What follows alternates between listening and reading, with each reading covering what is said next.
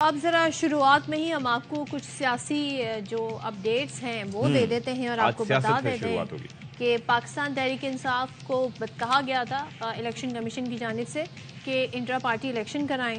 اب ہوا یہ کہ انٹرا پارٹی الیکشن نہیں کراتے تو پھر جو ان کا انتخابی نشان ہے بلہ وہ خطرے میں پڑ جاتا. اور 20 دن کا ٹائم تھا. اب انتخابات ہو گئے. اب جس طرح انتخابات ہوئے ہیں اس پر بہت سارے سوالات کھڑے ہو گئے ہیں. خاص طور پہ جو پلڈیٹ ہے ان کی جانب سے بھی تنقید کی گئی. دوسری جانب سے ان کے جو بانی رکن میں شامل ہوتے ہیں اکبر ایس بابر پاکستان تحریک انصاف کی, انہوں نے بڑی تنقید کی اور انہوں نے یہاں تک کہا کہ وہ لیگل فورم باقاعدہ اس کا استعمال کریں گے اور وہ انتخابات کو اب انہوں نے الیکشن کمیشن میں چیلنج کر دیا ہے اور کہا ہے کہ لیول پلائنگ فیلڈ مانگنے والے پہلے اپنی پارٹی کے اندر لیول پلائنگ فیلڈ دیں جہاں پہلی بار شادی کی طرح قبول ہے. سنا انہوں نے کہا ہم نے شادی میں تو یہ سنا ہے مگر ہم نے پارٹی انتخابات میں ہی نہیں سنا کہ قبول ہے. اچھا, ویسے بھی طنز کیا انہوں نے کیونکہ پہلے ہی ہوتا تھا, آپ فلموں وغیرہ میں دیکھا ہوگا کہ پوچھا جاتا تھا بھائی قبول ہے قبول ہے قبول ہے, وہ آگے سے کہتے تھے جی قبول ہے قبول ہے قبول ہے. اچھا 3 بار کہنا, ہاں وہ اٹ وڈ میک سینس. یس, میرے خیال میں 3 دفعہ کہا جاتا تھا. اچھا, اب یہ ہے کہ بانی رکن سمیت تمام ارکان نے انٹرا پارٹی الیکشن کل عدم قرار دینے, دوبارہ انتخابات کروانے کا حکم دینے کی استدعا کی ہے.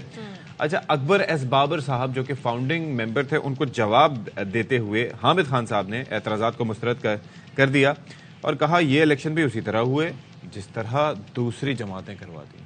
تو فرق کیا ہوا پھر؟ یہ تو پوائنٹ ہے. اب جناب جو اسپیکر قومی اسمبلی رہے راجہ پرویز اشرف اور ابھی بھی ہیں وہ, جب تک ظاہر نئے اسپیکر نہیں آ جاتے تو تمام جماعتیں انتخابات کو متنازع بنانے سے گریز کریں. الیکشن کمیشن تمام جماعتوں کو لیول پلائنگ فیلڈ فراہم کریں اور ساتھ ہی مسلم لیگ نون سے انتخابی اتحاد طے پا گئے ہیں, یہ انہوں نے کہا. لیکن 2 صوبوں میں بدامنی کی وجہ سے یہ مولانا صاحب کہہ رہے ہیں کہ ہم نون لیگ سے اتحاد کر رہے ہیں انتخابی, لیکن 2 صوبوں میں بدامنی ہے تو وہ ایک سوال پوچھ رہے ہیں کہ انتخابی مہم کیسے چلائیں. تو گفتگو ذرا سنوا دیتے ہیں ان کی بھی. معاملہ تھا فنڈز والا, وہ اچھی خبر یہ ہے کہ وزارت خزانہ نے 17 ارب 40 کروڑ روپے جاری کر دیے. اس سے پہلے جولائی میں 10 ارب جاری کیے گئے. بیسیکلی 27 ارب سے زائد کا معاملہ تھا. اب اس پر بات کر لیتے ہیں. بیورو اسلام آباد خاور گھمن صاحب ہمیں جوائن کریں. Very good morning to you Khawar بھائی. میں سب سے پہلے تو یہ چیز دیکھ رہا تھا کہ وہ حامد خان صاحب نے جس طرح سے جواب دیا تو میں اس پہ ذرا سے آپ سے چاہوں گا کہ آپ روشنی ڈالیں کہ بھائی جس طرح سے دوسری پارٹیوں میں الیکشنز ہوتے ہیں اسی طرح سے ہم نے بھی کرائے. اکبر ایس بابر صاحب کو اعتراض کس بات کا ہے؟ آپ سمجھتے ہیں کہ صحیح موقف اپنایا ہے حامد خان صاحب نے؟ دیکھیں, اب 2 زاویوں سے ہم اس موضوع کے اوپر بحث کر سکتے ہیں. ایک زاویہ تو یہ کہ جو ہماری سیاسی جماعتیں ہیں بڑی تمام, خاص طور پر پاکستان پیپلز پارٹی, پاکستان مسلم لیگ نون, JUIF, حال ہی کے اندر آپ نے دیکھا کہ JUIF کا بھی وہاں پہ انتخابات ہوئے اور مولانا صاحب کو اگلے 5 سال کے لیے جو ٹائم ہے اس کے لیے چن لیا گیا. ایسے اب پرابلم یہاں پہ یہ ہے کہ کسی بھی سیاسی جماعت بغیر نام لیے, چاہے وہ نون لیگ ہو, پیپلز پارٹی ہو, پاکستان تحریک انصاف ہو, وہاں پہ جو ہے پرسنالٹی بیسڈ پالیٹکس چلتی ہے اور ایک شخص کے ارد گرد ساری کی ساری پارٹی بالکل اسی کے ارد گرد سارا جنہوں نے نامینیشن کرنی ہوتی ہے اسی کے ارد سارے کا سارا وہ دائرہ گھومتا ہے. اب سوال یہاں پہ یہ ہے کہ کیا ایک ہی سیاسی جماعت کو سامنے رکھ کے الیکشن کمیشن جو اپنے سارے سٹینڈرڈز اب نئے اپنا رہا ہے, اچھی بات ہے, وہ سوالات اٹھا رہے ہیں پولیٹیکل پارٹیز کی فنڈنگ کے اوپر, ان کے اندر طریقہ جو انتخاب ہے انٹرا پارٹی اس کے اوپر بھی چلو انہوں نے PTI کو سامنے رکھ کے چیزیں اپنائی ہیں. لیکن وہ سوال تو پھر عام پاکستانی ہے جس طرح حامد خان صاحب یا میں اور آپ یہی پوچھ رہے ہیں نا, اور پوچھنا چاہیے بھی کہ why only one political party. اگر ایک معیار آپ نے اپنایا ہے تو پھر سب کو کہیں جناب اللہ یہ طریقہ انتخاب ہے. اچھا, ایک تو یہ چیز ہے نا خبر صاحب, میرا سوال تو اس سے ہٹ کے تھا نا کہ جو سیاسی جماعتیں کر رہی ہیں تو ہو سکتا ہے ان کو حق نہ ہو یہ سوال پوچھنے کا, لیکن میں اور آپ تو یہ سوال بھی اٹھا سکتے ہیں نا کہ there has to be a difference between this party and the other parties.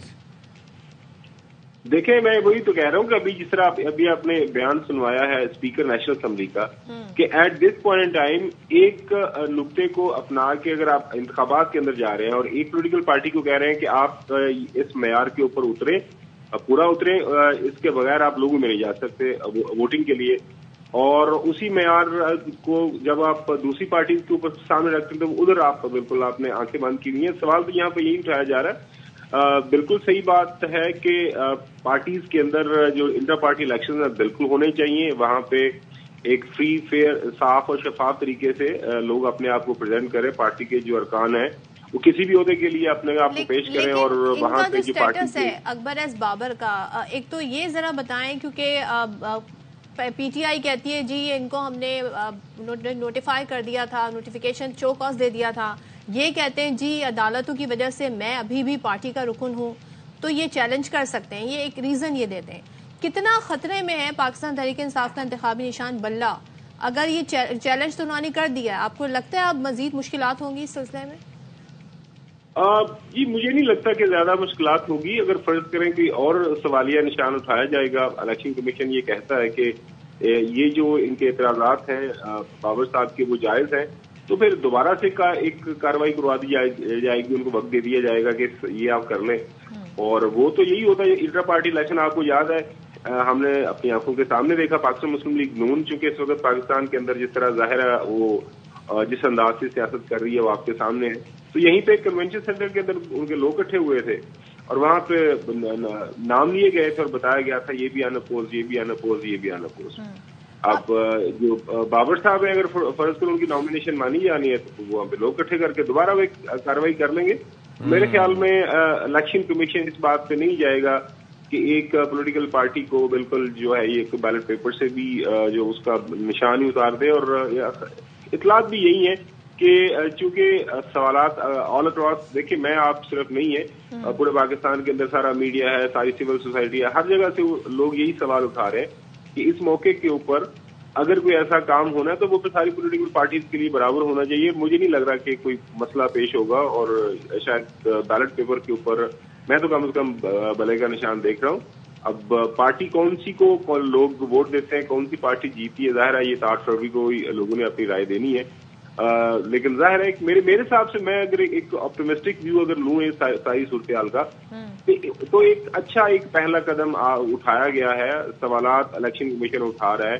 آنے والے دنوں کے اندر باقی جو سیاسی جماعتیں ہیں وہ بھی اس بات کا مد نظر رکھیں گی کہ آئندہ جو بھی انتخابات ہونے ہیں انٹر پارٹی کے اندر وہ اس کے لیے کیا لوازمات ہونے ہیں. اور میرے خیال میں تو اس کا طریقہ کار یہ ہونا چاہیے تھا کہ الیکشن کمیشن جو ہے اس کے بعد ظاہر ہے عملہ اپنا موجود ہوتا ہے, وہ جب جو آئیں اپنے کوئی آروز لگائیں, ریٹرننگ آفیسر لگائیں, کوئی الیکشن کمیشن وہ متعین کریں کہ یہ ہمارا بندہ آ رہا ہے, وہ مانیٹرنگ کرے گا, وہ آ کے رپورٹ دے گا کہ جی آپ کے انٹر پارٹی الیکشن کیسے ہیں, بجائے اس کے ٹرانسپیرنسی کو مزید بہتر کریں تو اور جمہوریت کے لیے بھی اچھا, انٹر پارٹی میں جو یہ لوگ کہتے ہیں پارٹی میں جمہوریت ہونی چاہیے اس کے لیے بھی اچھا. تھینک یو سو مچ خاور گھمن. اور ظاہر ہے فرسٹ اس بھی صحیح, لیکن اگر تمام جماعتیں پریکٹس لیٹر اینڈ اسپرٹ میں کرنا شروع کر دیں جو ان کے اپنے آئین کے مطابق ہے تو پھر یقیناً ہم یہ کہیں گے کہ صرف دعوے نہیں ہیں, واقعتاً جمہوریت پہ یقین رکھیں. اگر دنیا بھر میں ایسا ہوتا ہے پارٹیز کے سربراہ چینج ہوتے ہیں تو وائی ناٹ ہیئر. مطلب ساؤتھ ایشیا میں کیا مسائل ہیں کہ یہاں پر ایسا نہیں ہو پاتا,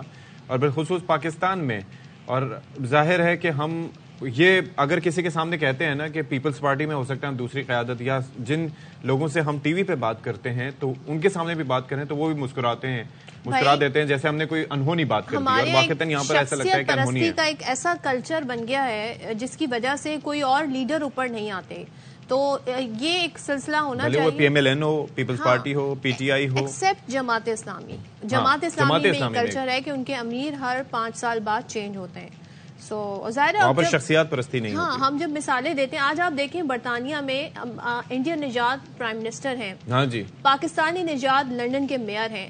تو وہ کیسے ان کے لیے ممکن ہوا؟ کیونکہ ان کی اپنی پارٹیوں میں یہ لوگ اوپر آتے گئے اور پھر وہ لیڈرشپ کی جب لیول پر آئے تو ان کا انتخاب بھی ہوا. تو اسی طریقے سے لیڈرشپ یہاں پر ہم پرچار کرتے ہیں, بیان کرتے ہیں, امریکہ میں یہ ہوا, برطانیہ میں دیکھو یہ ہوا, لیکن جب اقتدار میں آ جاتے ہیں, جب ہمیں موقع ملتا ہے تو ہم کہتے ہیں کہ جی چمٹے رہو جب تک ہے جان.